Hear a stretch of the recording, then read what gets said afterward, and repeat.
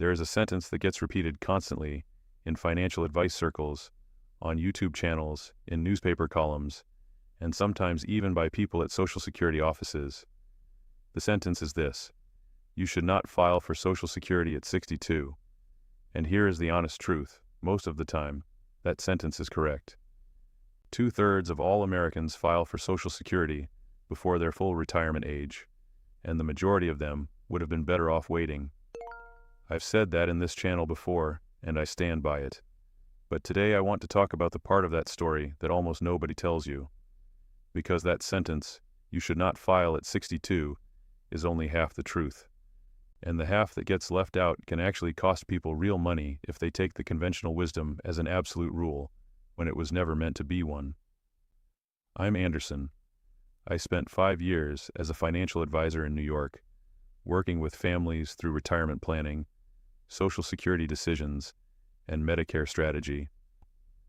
What I do have is 5 years of sitting across from real people in real situations and watching what actually happens when they make this decision with incomplete information in both directions. This channel exists to give you the complete picture.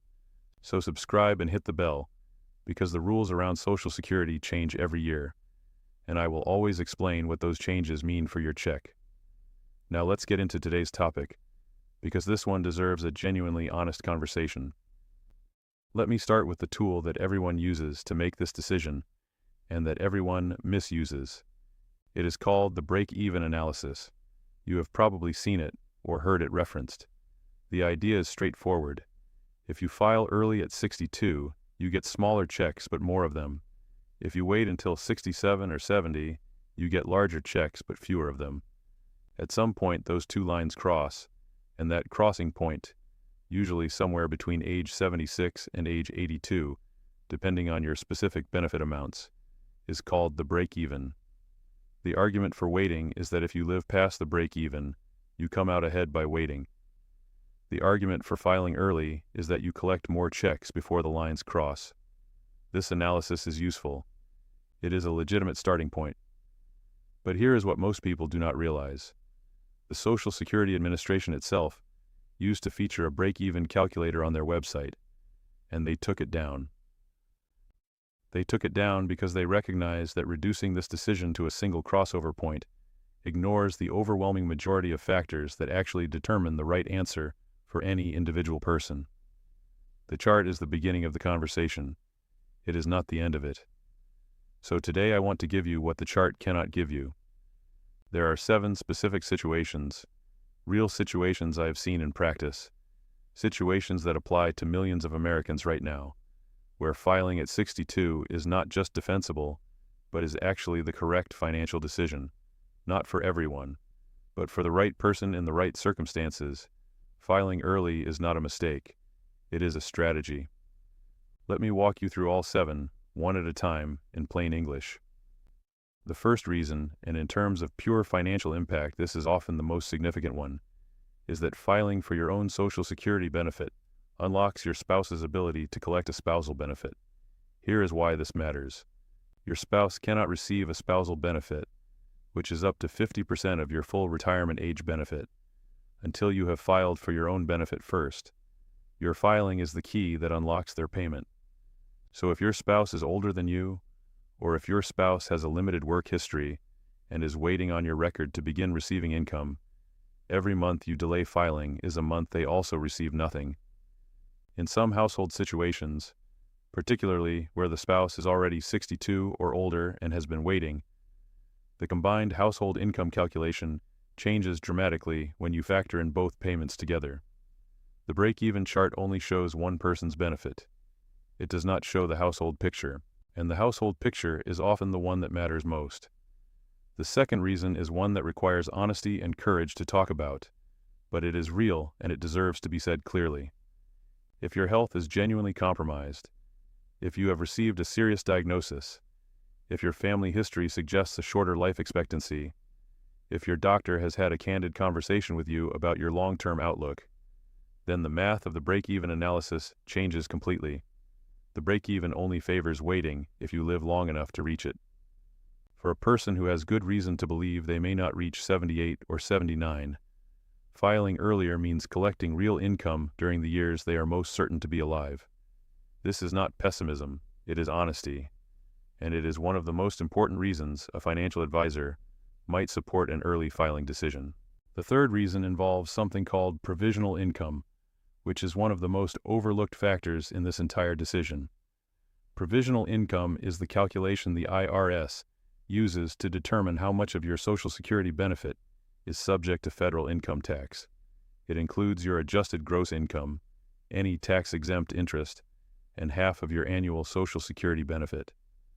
The thresholds: $25,000 for single filers, $32,000 for married couples filing jointly, have not been adjusted for inflation since they were set in 1983. That means millions of retirees who never considered themselves high earners end up paying federal tax on up to 85% of their Social Security benefit. Now here is why this matters for the filing age decision.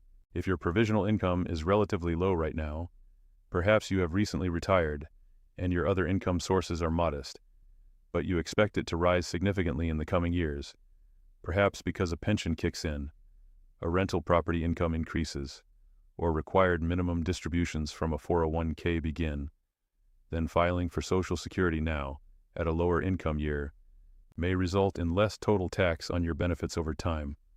Waiting to collect a larger benefit in a higher income year can actually mean more of that larger benefit gets taxed away. The net number, SOX, what you actually keep after tax, sometimes favors the earlier, smaller check.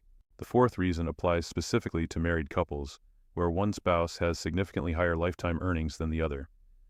If your spouse is full retirement age, benefit is more than twice your own full benefit, meaning their 50% spousal benefit amount is larger than your 100% own benefit. Then the most logical move is often for you to file as early as possible and switch to the higher spousal benefit when you reach your own full retirement age. This strategy allows your household to begin collecting income sooner, while still accessing the higher spousal amount when the time comes. Many couples miss this entirely because they think of each spouse's benefit as a separate calculation. When you look at it as a household income strategy, the math sometimes points clearly toward an early filing for the lower earning spouse. The fifth reason is another one that requires honesty to discuss openly, but it is a legitimate consideration that advisors think about, even when clients do not bring it up directly. If your spouse is the higher earner in your marriage and their health is seriously compromised, there is a real possibility that you will eventually receive their larger benefit as a survivor benefit rather than your own. Survivor benefits can be up to 100% of what your spouse was receiving. If that transition is likely to happen within a relatively short number of years, filing early on your own record and collecting that smaller amount in the interim, while your spouse's benefit continues to grow or remains at its full level, can be the financially rational approach. You collect something now, and you transition to the larger amount when the time comes. This is a painful topic to raise, but ignoring it does not help anyone plan well. The sixth reason is the one I personally find the most compelling, and it is the one that gets dismissed the most by people who focus exclusively on lifetime totals. The early years of retirement are not the same as the later years. In your 60s and early 70s, most people have energy, health, mobility, and cognitive sharpness that allow them to travel, pursue passions, spend time with grandchildren, and do things that require both physical capacity and financial resources. The financial planning world has a name for this: the go-go years, and the research consistently shows that spending in retirement is highest in the early years and declines over time as health and mobility change. A person who files at 62 and uses that income to travel, to spend meaningful time with family, to pursue experiences while they are fully able to enjoy them, that person is not making a financial mistake. They are making a life decision. And when I sat across from clients in my practice, I would never tell someone that maximizing their lifetime total on a spreadsheet was more important than living the retirement they had worked for. And the seventh reason is the simplest, most honest, and in some ways, most important of all. Sometimes you just need the money. Life does not always cooperate with optimal financial planning. There are mortgages, there are medical bills, there are family members who need support. There are circumstances that make waiting a luxury you genuinely cannot afford. If you need the income at 62, filing at 62 is not a failure. It is a rational response to your real situation. The best financial decision is always the one that works within the life you are actually living, not the theoretical life on a planning spreadsheet. Now I want to leave you with the question I asked every single client before we made any decision about filing age.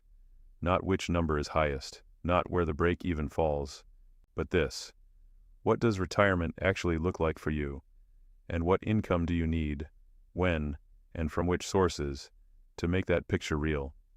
That question, answered honestly, with all the numbers on the table, is what separates a good filing decision from a guess. The break-even chart is one input. Your health is an input. Your spouse's situation is an input. Your provisional income is an input. Your plans for how you want to live are an input. All 7 of the reasons I shared today are inputs.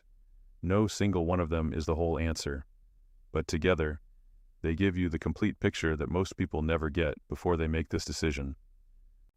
In the next video, we are going to talk about something that almost no one checks before they file, and that affects the dollar amount of every benefit calculation we discussed today: your Social Security earnings record.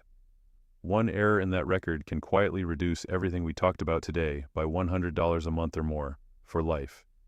If today's video helped you see this decision more clearly, share it with someone you know who is weighing this right now. A parent, a sibling, a friend. This is one of those decisions where one honest conversation with the right information makes a real difference. Subscribe if you haven't, hit the bell, and I will see you in the next one.